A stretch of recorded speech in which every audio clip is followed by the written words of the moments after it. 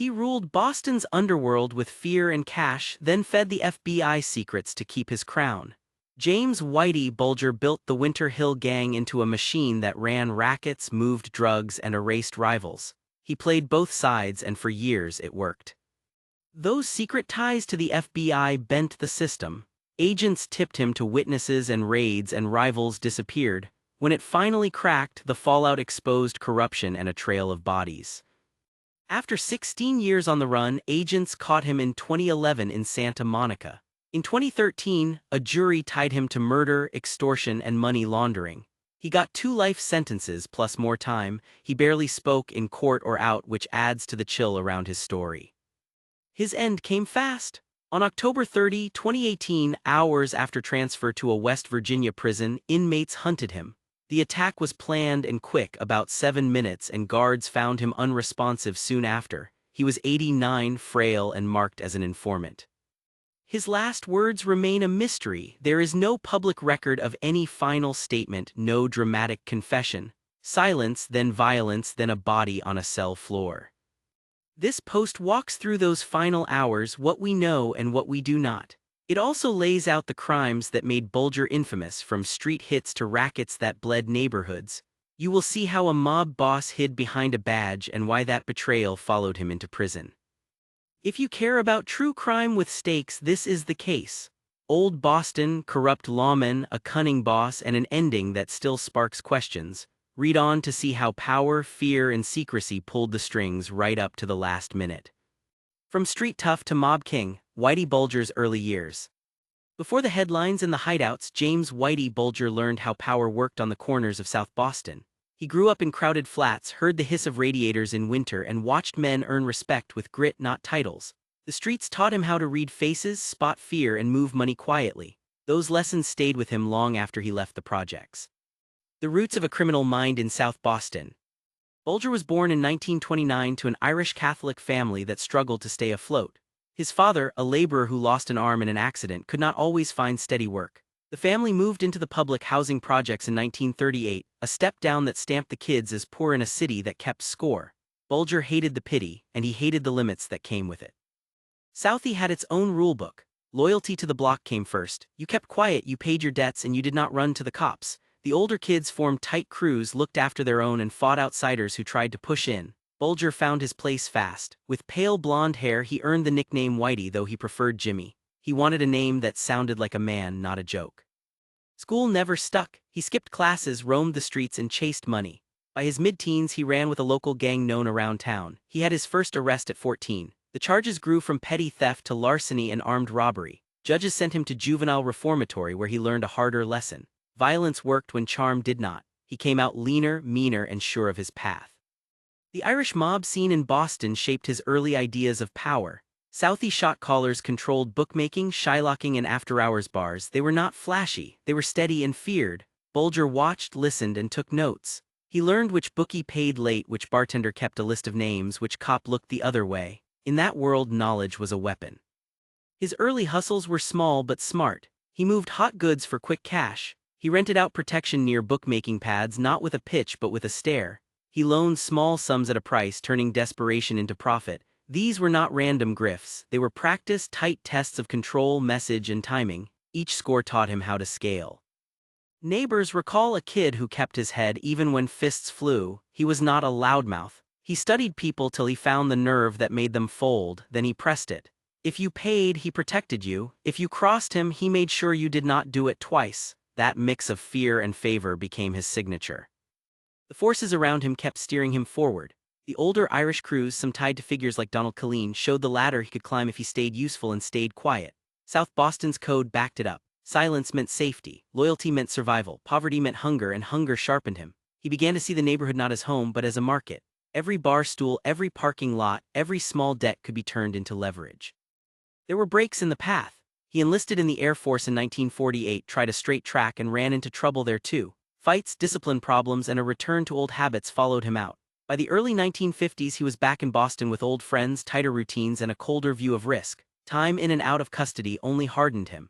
He built patience, and patience made him dangerous.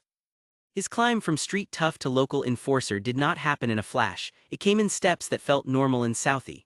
A bar owner paid to avoid trouble. A bookmaker asked for help with a late bettor. A rival kid tried to move into a corner and got chased off. Bulger kept score and moved up. The money grew. The circle of people who owed him grew. The circle of people he feared shrank. By the time he linked with bigger Irish operators, the shape of his rule was set. He believed in neighborhood loyalty, but only as long as it served his goals. He believed in secrecy and treated information like currency, and he believed fear was cleaner than friendship. South Boston gave him the code. He turned it into a system that would later run the Winter Hill Gang. The origin story matters because it explains his grip on Boston years later. He did not arrive as a flashy boss. He rose as a patient student of pressure, built by poverty, sharpened by the streets, and guided by a tight Irish mob network that rewarded nerve. The kid from the projects learned how to turn small-time hustles into a lifelong power play. The Reign of Terror, Whitey Bulger's most notorious crimes. Bulger ruled with fear and fast decisions. He punished talkers, rewarded loyal players, and cut out anyone in his way. A jury later tied him to 11 murders. Those killings were not random. They protected his rackets, silenced leaks, and sent a message across Boston. Murders that shook Boston, key victims and motives. These cases show how Bulger used murder as a business tool. Each victim fit a purpose and each killing kept his power intact. Brian Halloran and Michael Donahue, 1982. Halloran was a former associate who talked to the FBI about a boss's murder. Bulger spotted him leaving a bar and opened fire on his car. Donahue, a bystander giving Halloran a ride home, died beside him. Motive was simple: silence the informant and warn anyone thinking of flipping. John McIntyre, 1984. McIntyre was a fisherman who helped move guns and drugs by sea. He suspected the crew was compromised and spoke to federal agents. Bulger learned of it, forced a confession, then killed him in a South Boston home. Motive was betrayal and the message was clear: informers die. Deborah Davis, 1981. Davis dated Bulger's partner, Stephen Flemmi. She knew enough about money, hidden assets, and the double life with the FBI to worry them. She was strangled and buried. A jury found Bulger was involved. Motive was secrecy: keep the circle tight and the books closed. Deborah Hussey, 1985. Hussey, Flemmi's stepdaughter, was pulled into the crew's orbit and seen as unstable.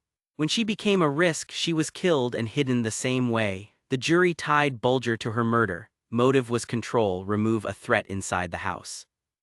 Each killing held the same logic: protect the rackets, punish disloyalty, and build a legend of fear. Innocents like Donahue showed that proximity to Bulger's world could be a death sentence. Extortion and control, how Bulger ruled the streets.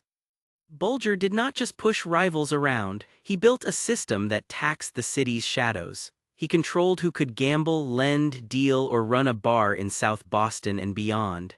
If you earned, he got a cut. Bookmaking, bookies operated with his permission. He set the tax, often a weekly payment, then enforced it with beatings, gun flashes, and drive-by warnings. Refuse and you lost your shop or your teeth. Pay and you got protection from competitors and cops who looked away. Loan sharking, desperate borrowers paid heavy interest, sometimes weekly. Miss a payment and men showed up at your door or your job. He seized cars, businesses, and homes. The debt never felt small, it kept people hooked and afraid to talk.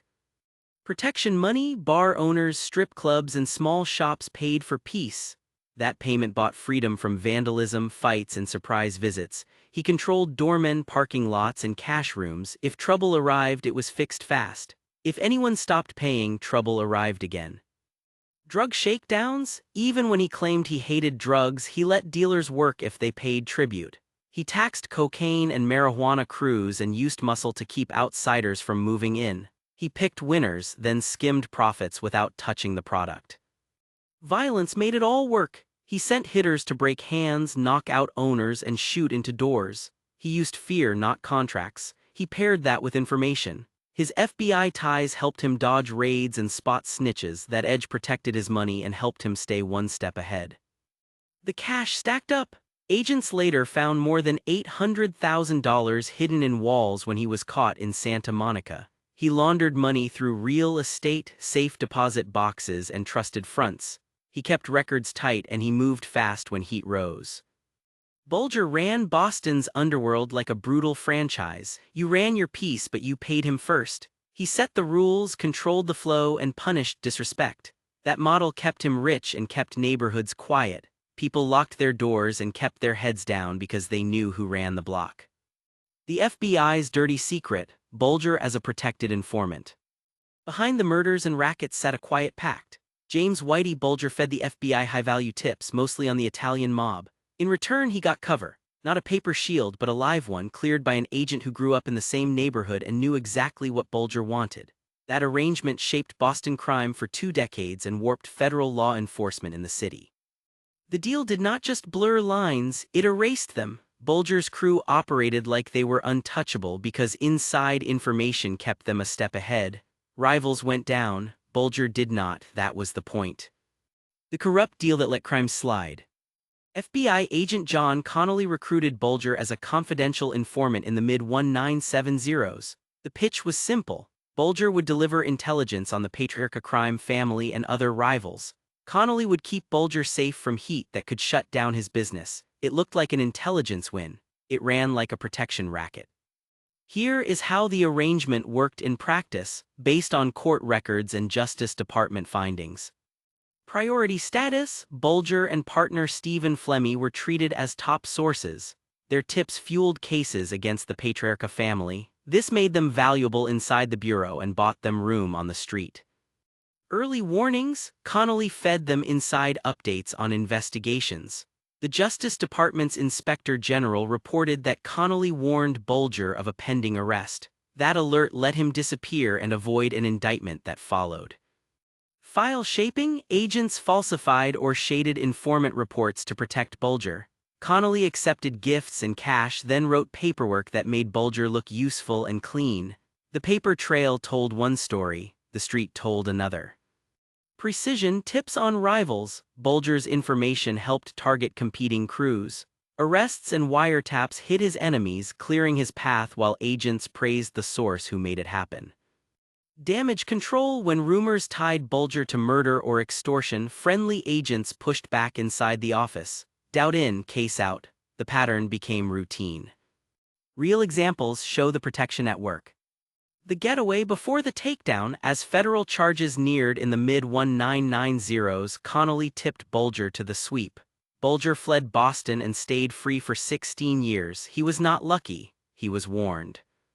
Rivals in cuffs: Bulger untouched. Intelligence from Bulger contributed to major cases against the Patriarca network. Each hit weakened Italian influence. Each win strengthened Bulger's grip on rackets, from bookmaking to loans. Leaks that put people at risk: testimony and reports described agents sharing sensitive details with Bulger, including who might be talking and when raids were planned. That kind of access let him pressure witnesses, move cash, and cut off threats. Years of impunity: while the FBI banked his tips, Bulger's crew robbed, shook down, and killed. The Justice Department later concluded that federal protection, corrupt at its core, helped keep the gang in business. Connolly's fall confirmed the rot. He retired in 1990, then faced the music. Courts convicted him of corruption, obstruction, and racketeering tied to his work with Bulger. A separate murder conviction in Florida was later overturned, but the record was clear. He had protected a mob boss for years, using the Bureau's badge as armor. The why matters as much as the how. Inside the FBI, taking down the mafia was a top prize. Bulger offered a shortcut. He gave names, meetings, and targets. That gold rush blinded people to the cost. Every tip that helped the Bureau win cases bought Bulger more time to terrorize Boston. The trade became a cycle, and the cycle fed a myth that he was untouchable. Strip away the myth and you see the mechanics. Bulger turned the informant system into a shield. Connolly held it steady. The result was a corrupt deal that let crimes slide, hurt families, and stained the badge. Hunted and hidden: Bulger's 16 years on the run. He slipped out of Boston with a head start and built a quiet life on the edge of the Pacific. For years, neighbors in Santa Monica saw a polite, gray-haired man who kept to himself and carried groceries. They did not see a mob boss. They saw Charlie, a retiree who minded the mail and fed cats. Behind the curtains, he watched the door, counted cash, and slept with weapons near his bed. The boss who once ruled a city learned to move like fog. Life in disguise: daily struggles in California. Santa Monica gave him cover. He lived in a rent-controlled apartment near the beach with Catherine Gregg using the names Charles and Carol Gasco. The unit was tidy, almost bland. A small balcony, old furniture, drawers lined with IDs and wigs. Inside the walls, agents later found cash and weapons. He once told officials he was armed to the teeth, and the stash backed it up. Day to day, he tried to disappear in plain sight. He walked at off hours, chose the same markets, and paid in cash. Gregg handled errands that needed a friendly face. They smiled, kept conversations short, and never hosted. If a neighbor lingered, he nodded, then went dark behind the door. That was the rule: appear normal, vanish fast. His disguises had to keep pace with age. Early on, a simple cap and glasses worked. Later, he added a beard, swapped hair color, and wore bulky layers to change his shape. He carried multiple IDs and practiced small lies until they sounded natural. He stuck to stories that fit his look, like a retired salesman with back pain. He kept medical visits sparse and picked clinics where no one asked many questions. Paranoia shaped everything. The peephole mattered, the blinds stayed low, maintenance requests waited until he could plan for them. He staged the apartment before anyone came in, shifted boxes, and kept the dangerous things sealed, high and out of sight. He checked hall mirrors and listened for steps in the stairwell. A knock at the wrong time froze him in place. Santa Monica made him look soft, but his old habits did not die. He scouted alleys, tracked exits, and parked where he could leave fast. He walked routes that gave him a clean pivot if a car slowed or a face felt off. He picked spots with cameras he could see and night lighting he could control. He liked distance, even in crowds. Close calls came with the life. A neighbor almost recognized him from a TV segment. A repair visit ran long when a part went missing. A patrol car idled by the curb on the same morning he planned to move cash to storage. Each time he changed the script. He skipped the errand, waited a week, or shifted the stash at night. He treated routine like camouflage, then broke it when nerves spiked. Gregg was his shield and his risk. She kept the apartment quiet, used aliases, and stuck to a tight loop of salons, markets, and dental visits. The teeth mattered, which later drew public attention and helped bring agents to their door. For years, though, she played the part perfectly, the friendly neighbor who carried extra detergent and chatted about the weather. The contrast to his mob life is stark. The man who once snapped orders from a back table now folded laundry and watched classic films with the volume low. He had power in Boston. In California, he had routine. Power makes noise, survival needs silence. Still, the old edge never left. He traveled with weapons when he had to move, and on rare returns east he went heavy and quiet. He studied faces on the street and drifted if anyone stared too long. He trusted no one new. He let time scrape away his sharpest angles, but the core remained, a man who believed safety came from control. If you looked through that Santa Monica life, you saw two truths at once. The human truth, an aging couple managing aches, groceries, and rent. And the criminal truth, a fugitive who built a small, hard shell around fear, packed it with cash and guns, and called it home. Facing justice, trial, conviction, and prison life. By the time he walked into federal court in 2013, James Whitey Bulger carried the weight of decades. Families sat in the gallery waiting for answers. Former allies took the stand to save themselves. The trial became a public reckoning, then a life sentence that ended in a cold cell far from Boston. What stands out is not only the evidence, but the stubborn way Bulger met it jaw set, still fighting the story that finally caged him. Courtroom drama, Bulger's defiant stand. Bulger's trial ran like a crime saga told in real time. Prosecutors lined up victims, insiders, and agents. Jurors saw photos, autopsy reports, cash counts, and maps. The defense hammered at FBI corruption. Through it all, Bulger sat stone still, the old boss watching his past get rebuilt piece by piece. Key moments hit hard. Former crew members, including Kevin Weeks, pointed to Bulger as the shot caller. Their words were simple and blunt. He ordered hits. He squeezed bookmakers. He kept a tight circle and preferred silence over risk. Families of the dead filled the courtroom with grief that never faded. Relatives of Brian Halloran and Michael Donahue described the pain of a chance ride home that ended in gunfire. The McIntyre family listened as a fisherman's final hours were laid out in detail. The names Deborah Davis and Deborah Hussey landed like anchors, pulling the room back to the cost of secrets. The FBI's dirty laundry got aired. Agents spoke to their own failures. The defense called the Bureau's informant program a shield that let Bulger thrive. That argument had weight, but it did not erase the murders tied to his rule. Bulger's temper flashed. He cursed at witnesses he called liars. He locked eyes with men who once ran errands for him. The old fear in the air was real, but now it had a clock on it. The climax came when the judge set boundaries on what Bulger could claim as a legal defense. He had wanted to argue that federal officials gave him immunity, a promise he said protected his crimes. The court would not allow it as a get-out-of-jail card. Faced with that, he refused to testify. His parting move was pure defiance, a message to the judge and the government. Do what you want, I'm not playing by your rules. He would not admit guilt, not in public, not on paper. Victim testimony carried the case across the finish line. The stories were not abstract. They had scenes, smells, and sounds. A late-night knock at a door. A kitchen table where fear sat like a third person. The thud of a trunk closing over a body that would not be found for years. Those details put the jury in the room, then left them there with no escape. The verdict cut through the noise. Guilty on 31 counts, including racketeering and involvement in 11 murders. 2 life sentences plus extra years locked in what the streets already knew. The boss had bled a city. The city answered in full. Prison did not soften the story. Bulger was an aging inmate with a target on his back. The label that trailed him, informant, poisoned every yard and every transfer. He spent long stretches in isolation, health problems stacked up. The wheelchair in his last year showed the wear, but he never offered a clean confession, and he clung to his claim that the system, not him, was crooked. There is a cold symmetry to how it ended. A man who built power by controlling space lost control of every inch around him. From a crowded courtroom to a locked cell, his world kept shrinking. For the families, the trial gave a record that could not be erased. For crime watchers, it was a rare sight, a feared mob boss forced to sit and listen while others told the truth he would not. The legend met evidence, and evidence won. A brutal finale, Whitey Bulger's last hours and mysterious end. He had survived street wars, indictments, and years on the run. What he could not survive was the first night in a new cell. At 89, frail and confined to a wheelchair, James Whitey Bulger rolled into a prison with a reputation for violence, and into a fate that felt sealed the moment his name hit the compound. Word spread fast, so did the plan. The prison attack, details of the deadly assault. Bulger's transfer to U.S. Penitentiary Hazleton in West Virginia set everything in motion. Inmates called the place Misery Mountain for a reason. The timing, the attackers, and the method point to a targeted hit that played out in minutes. Here is how it unfolded, based on verified reporting and charging documents. Arrival and exposure.